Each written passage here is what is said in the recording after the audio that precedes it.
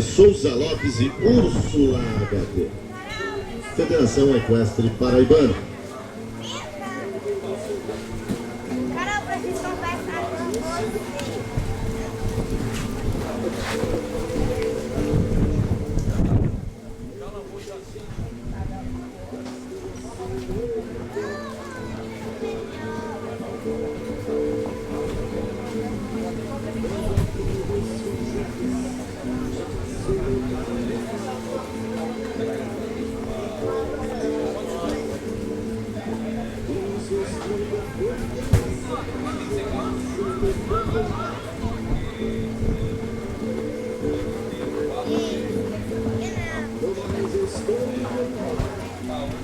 Bora, Cães!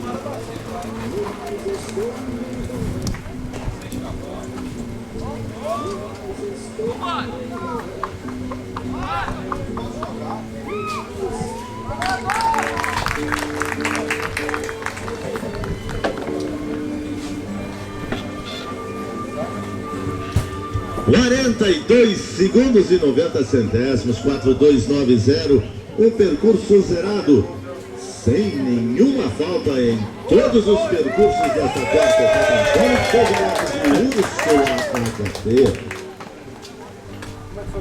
Tivemos então na prova a vitória de Pedro Paulo Lacerda, Leonela JN, JN Cichuim, a segunda posição de Antônio de Souza Lopes, Úrsula HT. Estaremos convidando também para a premiação José Arnaldo Beltrão Neto, Teodoro Método e Augusto Costa, Webster JL Cichuim,